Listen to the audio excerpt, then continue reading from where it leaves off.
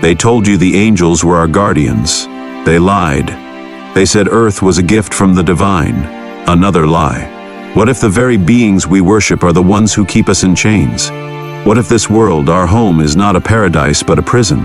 These are not mere conspiracies or ancient myths. They are fragments of knowledge, whispered through time, recorded in secret texts, hidden by those who fear their power. The truth has been buried for centuries. But now it is time to awaken. If you're ready to uncover the truth they never wanted you to know, take a stand. Every like, every comment, every share helps awaken more minds. The more of us who wake up, the weaker the chains become. Subscribe now and turn on notifications so you never miss the next revelation. Are you ready to step beyond the veil? Then let's begin. The sky burned red as the sun sank beneath the horizon, casting long shadows upon the crumbling ruins of a world long forgotten. The air was thick with the scent of decay, an ancient whisper carried by the wind. Elias had wandered this wasteland for years, searching for answers hidden beneath layers of deception. Tonight, he would find them. It began as a whisper in the dark, a name lost to time, spoken by voices that should not have known it. The gospel of truth, the hidden knowledge buried beneath the scriptures of men. They called it the reality of the rulers, a forbidden revelation that painted an entirely different picture of creation than the one Elias had been taught. Tonight, we pull back the curtain. We will explore the forbidden scriptures, decipher the messages left behind by the seekers of old, and reveal the ultimate deception of the Archons. Are you ready to break free? Now that we've uncovered the deception that has shaped our perception of reality, let's dive deeper into the hidden truths they never wanted us to know. We begin with the greatest lie of all. Those we call angels, the supposed guardians of light, may not be what they seem. The celestial beings humanity had long revered as angels, bearers of divine wisdom and protectors of the righteous, were in truth nothing more than impostors, archons, malevolent forces disguised in radiant light. Their luminous appearance was a deception, a mask concealing their insatiable hunger for dominion over the human soul. They did not guide mankind toward enlightenment. They ensnared them in illusion, keeping humanity blind to their own divine spark. Elias had once believed in their holiness. As a child, he gazed up at the stars, imagining benevolent forces watching over him, whispering silent prayers in the dark for guidance and protection. But those prayers had gone unanswered. Now, as he traced the forbidden words of the ancient text with trembling fingers, the truth struck him like lightning. These so-called angels had never been guardians. They were parasites, feeding off human suffering, sustaining themselves on ignorance and obedience. The Archons had crowned themselves as divine intermediaries, ensuring that no soul would ascend beyond their grasp. They operated within an intricate hierarchy, their dominion built not on mercy, but on manipulation, turning the fears of humanity into shackles. They bound their minds with doctrines of obedience and submission. They whispered through sacred texts, their influence woven into religious institutions. Scripture had been altered, divine wisdom twisted into chains, making sure the faithful would grovel at their feet, seeking salvation from the very hands that shackled them. Through fear, they kept mankind subjugated, threatening eternal damnation to those who dared to question. Through desire, they wove illusions of earthly pleasures and riches, distracting souls from their true purpose. They reveled in conflict, inciting wars, pitting nations against each other. For they fed on the blood spilled in battle, the cries of the wounded, the despair of the grieving. They were the engineers of oppression, hiding behind thrones and altars, whispering commands into the ears of kings and priests, guiding the hands that wrote the laws of subjugation. These Archons were ancient, far older than recorded history, their dominion stretching across the ages. They had been worshipped under countless names, appearing in myths and legends as gods, spirits, and celestial beings. They had donned many faces, shifting their disguises with the rise and fall of civilizations. Yet their purpose never changed: to keep humanity blind, ignorant of their own divine spark, bound in servitude to a false order. Yet there were those who had seen the truth. Prophets, mystics, seekers, those who had glimpsed beyond the veil and recognized the true nature of the Archons. They had tried to warn the world, but their voices were silenced. their teachings erased. Their lives ended in fire and blood.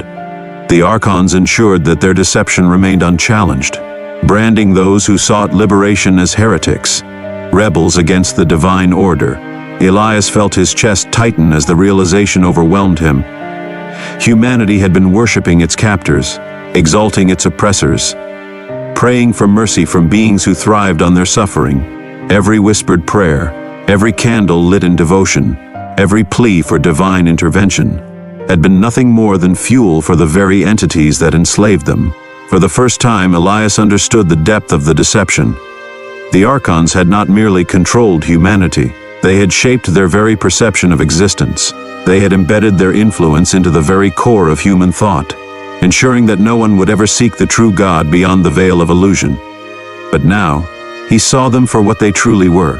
The question remained, if the angels were not our saviors, then what was this world they ruled over?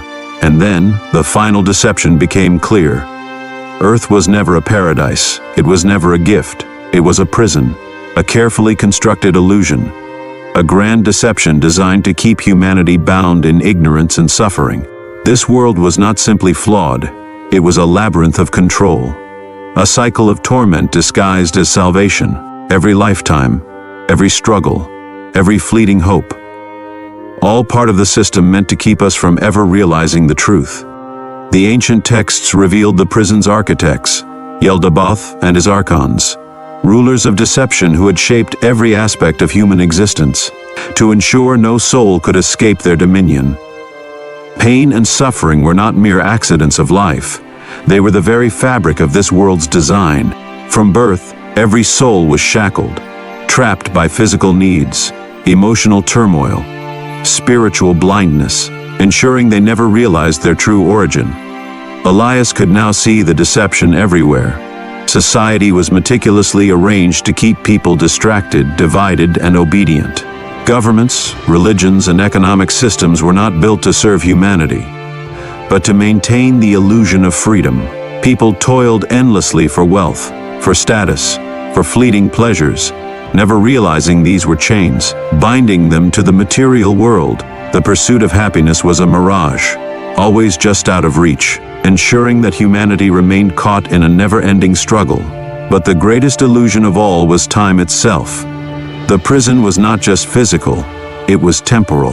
The cycle of birth and death ensured that souls remained trapped, reincarnating into new lives without memory, repeating the same mistakes, suffering anew, and never truly breaking free. The Archons erased knowledge of past lives, distorted history, kept humanity in a perpetual state of confusion. Every lifetime was another sentence, another turn of the wheel, another opportunity for the rulers to feed on the energy of suffering. Religious institutions had long preached about hell as a place of punishment, but the deception was far greater. Earth itself was hell, yet few could see it. The suffering, the violence, the oppression, none of it was a divine test or a punishment for sin, but the natural state of a prison built by the false god. Even those who lived in privilege were merely favored prisoners, granted temporary comforts to maintain the illusion that happiness was attainable. Elias considered the despair that lingered in every human heart, the unshakable feeling that something was wrong, that life was meant to be more than this ceaseless cycle of toil and grief. That feeling was not a delusion, but a buried truth. Every moment of suffering, every loss, every injustice, was the soul's memory of its captivity, crying out for freedom.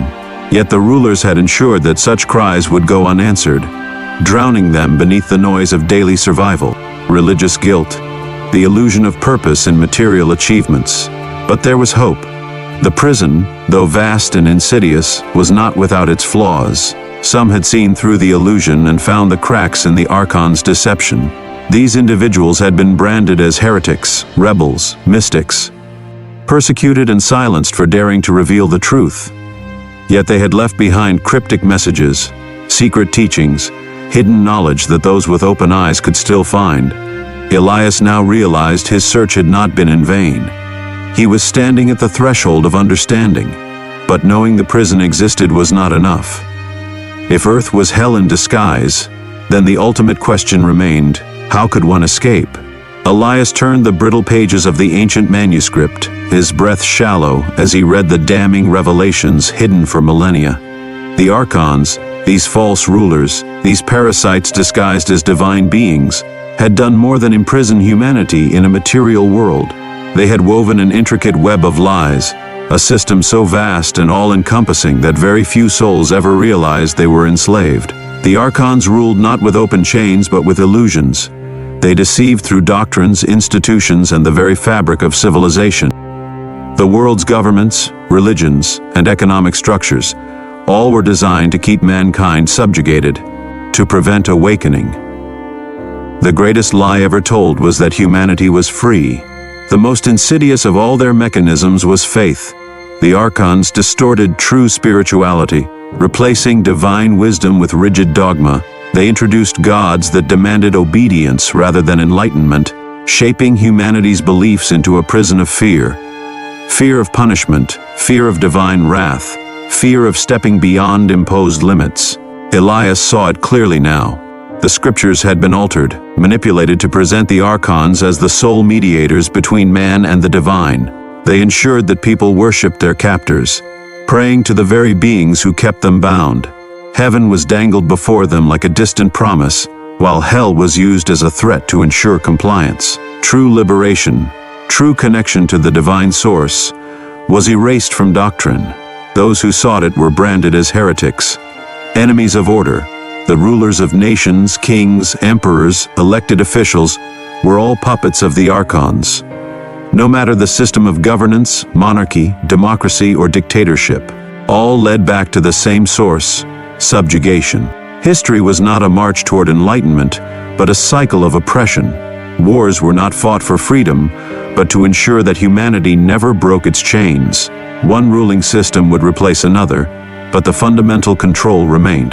The Archons ensured that conflict kept people divided, that fear kept them obedient, and that no one ever saw beyond the chaos. The illusion of prosperity was another method of enslavement. The promise that wealth could buy freedom was a cruel trick. The Archons designed an economic system where the pursuit of material gain became an endless race, one that could never truly be won. People toiled, believing financial success would bring happiness, but it only deepened their bondage. Debt, taxation, inflation, economic collapse. These were not accidents but calculated tools of control. Even those who seemingly gained wealth were not free, for their minds remained trapped within the system, forever chasing more, never truly fulfilled. Perhaps the most terrifying of all their tools, control over knowledge itself. Education was not designed to enlighten, but to indoctrinate. From childhood, people were taught what to think, not how to think. The Archons buried the great questions beneath mundane distractions, reduced philosophy to trivia, and rewrote history to fit their narrative. The truth was hidden in plain sight, scattered in symbols, encoded in forgotten texts. Buried beneath layers of misinformation, they controlled the flow of information, ensuring that any knowledge leading to awakening was mocked, ridiculed, or erased. Those who questioned the system were labeled insane, conspiracy theorists, threats to societal order. Media, entertainment, academia, each a carefully designed mechanism to pacify the masses, to keep them engaged in meaningless debates, while the true masters remained unseen. Beyond external control, the Archons waged a deeper war, one within the human mind. They were not merely external rulers.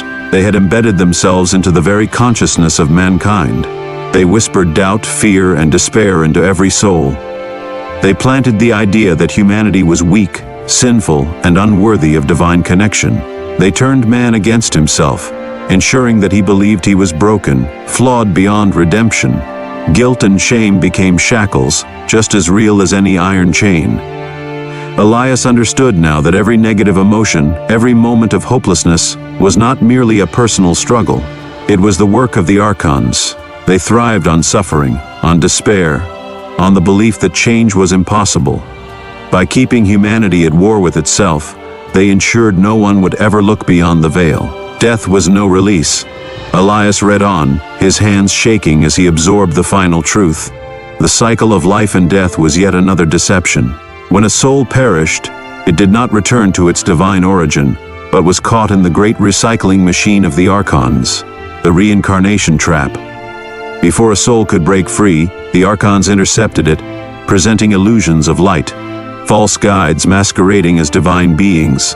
They offered comfort, spoke of unfinished business, and lured the soul back into the cycle with promises of redemption or karmic justice. But in truth, they were resetting the chains, erasing memory, sending the soul back into the prison for yet another lifetime. This was why so few ever escaped. Even those who saw through the illusion of the material world found themselves caught in yet another trap. Elias felt the weight of this knowledge press upon him. He had uncovered the full scope of the deception, but now the true challenge remained. How does one escape from a prison so meticulously crafted that even death is a trap? The ancient texts hinted at an answer, buried in riddles and hidden wisdom. There was a way beyond the Archons, beyond the veil of deception, but it required true knowledge, absolute awareness, and unshakable will. He knew he was close.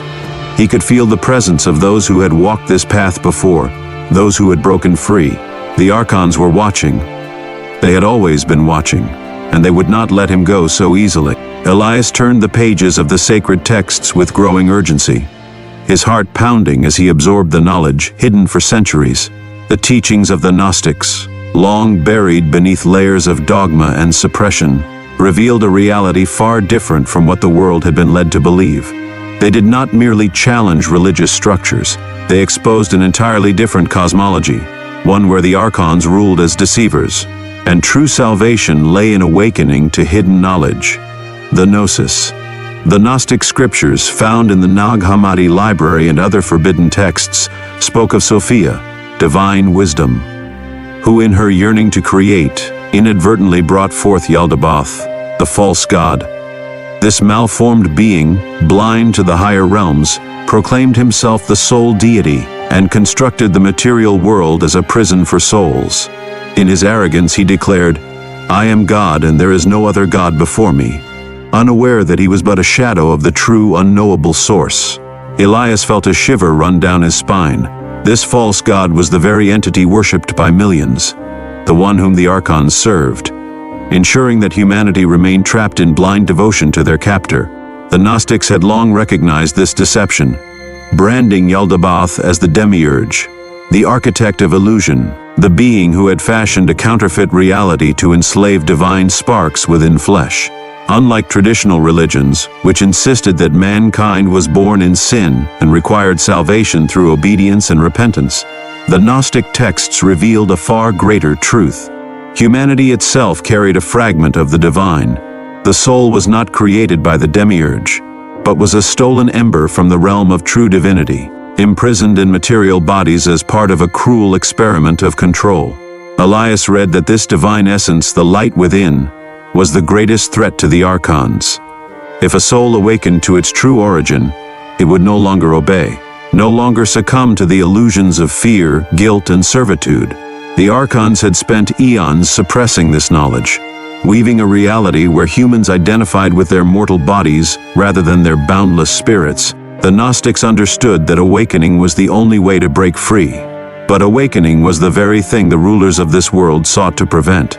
Mainstream Christianity had been carefully reshaped by the Archons, turning its central figure, Christ, into a sacrificial savior, whose role was to demand obedience and suffering.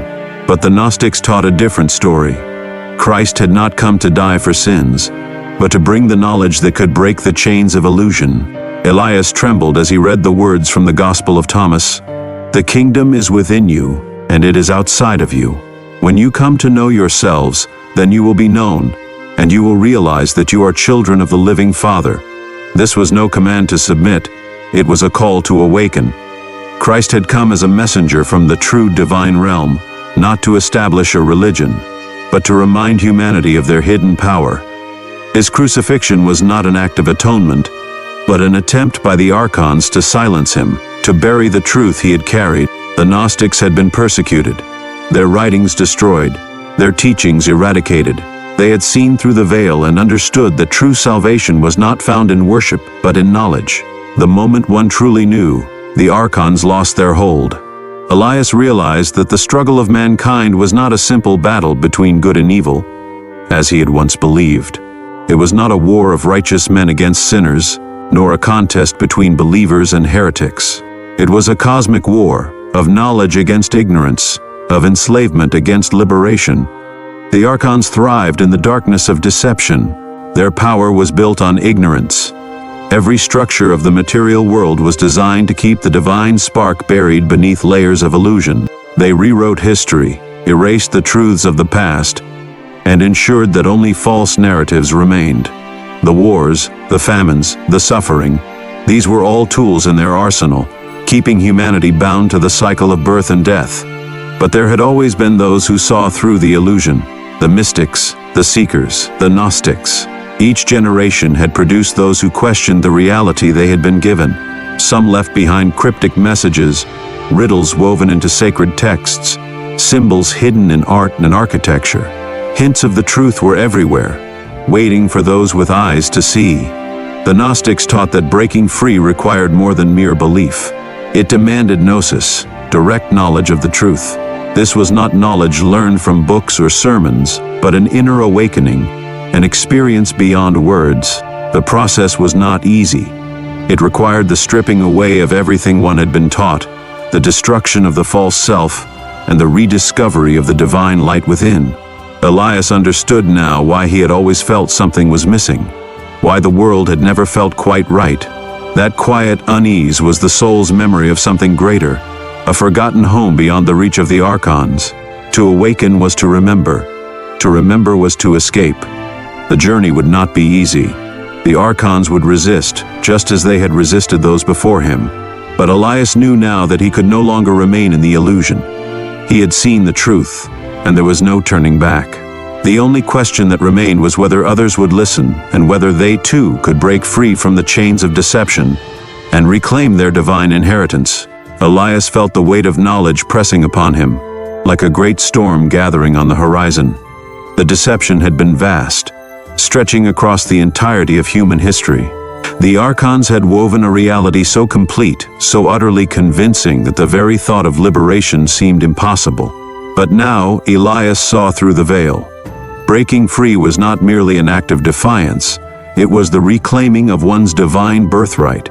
The first and most crucial step was awakening, not merely understanding on an intellectual level, but experiencing a radical shift in perception. All were designed to hold souls in bondage. To break free, one had to dismantle every false belief, to question everything taught since birth. Humanity had been conditioned to fear questioning, to see doubt as dangerous rather than enlightening. The Archons had implanted this fear so that no one would look beyond the surface. But true awakening came from seeking the hidden knowledge, the gnosis, buried beneath the world's distractions. This was why the Gnostics had been persecuted, why their sacred texts had been destroyed. Because they pointed to a path that led away from the Archon's dominion. To awaken was to remember. To remember was to reclaim one's sovereignty. Detachment from the material world was the second step. This did not mean abandoning life or forsaking one's responsibilities, but recognizing the transient nature of the world. The physical body was a shell, a temporary vessel. True existence lay beyond it. The Archons thrived on suffering, on human attachment to possessions, status, and fleeting pleasures. They used fear of loss, wealth, reputation, and life itself to keep souls bound. But once an individual realized that true existence was beyond material confines, the Archon's grip weakened. Elias had spent years pursuing the goals dictated by society: success, wealth, approval, only to find them hollow. Now he saw the prison for what it was. Freedom came not from fighting within the system, but from rising above it. The third step was to cultivate the divine spark within. The Gnostic text spoke of an inner light, a fragment of the true source residing within every human being. This was what the Archons feared most. If enough souls remembered their true nature, their false kingdom would crumble. Meditation, contemplation, seeking wisdom, these were the keys to strengthening this inner light. Elias understood now why distractions were so prevalent. Entertainment, war, conflict, endless cycles of consumption, all designed to keep people from looking inward. The Gnostics had taught that through deep self-awareness, one could sever the ties to the Archon's illusion. To find the light within was to recognize one's true origin and reject the false world imposed upon them. One of the most insidious traps was the cycle of birth, death, and rebirth. The Archons ensured that souls upon death would be drawn back into the cycle, their memories erased, their essence recycled into new bodies so that they could never escape. Elias read the ancient warnings. At the moment of death, the Archons would appear in forms of false light. Pretending to be guides, they led the soul back into a new incarnation. The Archons promised reunion with loved ones, redemption, and another chance at life, all to keep souls ensnared. But there was another way, a path that would break the chains that had bound humanity for so long. The awakened ones knew to resist. They knew to look past the illusions at the moment of passing. Instead of following the false guides, they turned toward the true light beyond the archonic realm. The eternal source, outside this cosmic prison. Those who recognized the deception could break free from the reincarnation trap and return to the divine realm, leaving behind the illusions that had kept them in bondage. The path to freedom was not without resistance. The Archons did not willingly release those who sought to escape. They worked through systems of control, feeding on doubt, and using fear to manipulate the very essence of the human soul. Elias felt this resistance even now. The moment he glimpsed the truth, the world seemed to shift around him. The distractions grew louder, and the fears more pressing. Breaking free would not be a passive act, but one requiring immense strength and clarity. It required an unshakable will and an unwavering commitment to truth. Throughout history, those who sought to reveal this knowledge had been met with persecution. The great mystics, the rebels, the seekers, many had fallen, silenced before they could spread the truth. The Archons had always feared the uprising of knowledge, but the time was coming when more souls would awaken. The illusion was cracking, and the sleepers were stirring, slowly but surely waking up to the reality that had long been hidden from them. True freedom was not in physical escape, but in transcending the illusion entirely. The Gnostics had spoken of this moment, the moment when the soul would fully remember its divine origin, and could no longer be bound by the false world created by the Archons. It was not about fighting the system, but about seeing through it, realizing that none of it had any real power except what was given to it. Elias now understood. The truth had always been there, waiting for those with eyes to see and hearts to awaken. The battle was not waged with weapons, nor with protests or rebellions. It was fought in the mind, in the heart, and in the soul. It was fought in the act of awakening, in the refusal to play by the rules of a false world. Once a soul fully awakened, the Archons could do nothing. Elias closed the ancient book, feeling a fire ignite within him. He could no longer live in ignorance, and he would not submit to the false order that had controlled humanity for so long. The prison of earth, the dominion of the false rulers, would hold him no longer. He had seen the truth, and the truth had set him free. The Gnostic whispers had not died. Scattered across the earth were others who still carried the divine spark, those who had remembered. Their wisdom was hidden in symbols, encoded in forgotten scriptures, and speaking in fragments through history's ruins. Elias knew he could never return to his old life, for the path ahead was clear. There was no turning back. Elias had seen behind the veil, and the world before him would never look the same. His eyes had been opened to the truth that lay hidden from mankind for so long. The deception that had shaped everything would no longer hold power over him. He gathered the texts, feeling the weight of them in his hands. Not just paper and ink, but keys to the hidden reality. The knowledge that had been buried for centuries. A path to awakening for himself and others. He would find the others. He would awaken them. He would remind them of who they truly were, the ones who could break free from the chains that had bound them. The time was near, and the world would soon know the truth. For the time was coming when the prison would crack, and the sleepers would rise. The deception that had held humanity in captivity for so long would finally begin to crumble. The awakening would spread, unstoppable. And when that day came, the false gods would tremble. The world would no longer be under their control, and the truth would finally shine through. The lies that had kept humanity bound would no longer have power. But the Archons will not let go so easily, Elias thought. They will fight, They will deceive. They will do everything in their power to keep humanity asleep, to stop the awakening.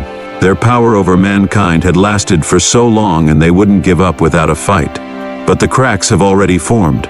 And once the first light of truth breaks through, the prison will collapse. The false gods will fall, their grip on humanity forever shattered, and the true power of the divine will rise. But this is not the end of the story. It is only the beginning. The deception is vast and the prison is real. But now, you have seen the cracks in the illusion that has held you captive. The journey is only beginning. The question remains, what will you do with this knowledge? Will you turn away, dismiss it as mere myth, and return to the comfort of the lie? Or will you wake up and seek the truth, no matter the cost? Will you seek the hidden truth? Will you reclaim what was stolen from humanity and step into the light of understanding that has been kept from you for so long? The truth is waiting, but you must choose to seek it. The Archons fear one thing above all, a mind that sees through the illusion, because once you see the truth, you can never unsee it. The falsehoods will no longer hold any power over you. The chains will break, and once enough of us awaken, the chains will break and their rule will end. The Archons' reign over humanity will crumble under the weight of truth. Their grip on the world will finally fade away. But the battle is far from over. This is just the beginning. The war for humanity's freedom is only starting, and many will still need to awaken to their true power. The journey will be long, but the light is growing stronger. If you're ready to keep uncovering the hidden knowledge, join the awakening. Like, comment, and share this message with others, because the more who wake up, the stronger the truth becomes. The time for silence is over. Subscribe and turn on notifications. The Archons want this knowledge buried, but together we will bring it to light. The truth will spread, and with it, humanity's power to break free. The prison is cracking, the sleepers are rising, the truth is calling. Will you answer the call or remain in the darkness? The choice is yours, but the time to act is now.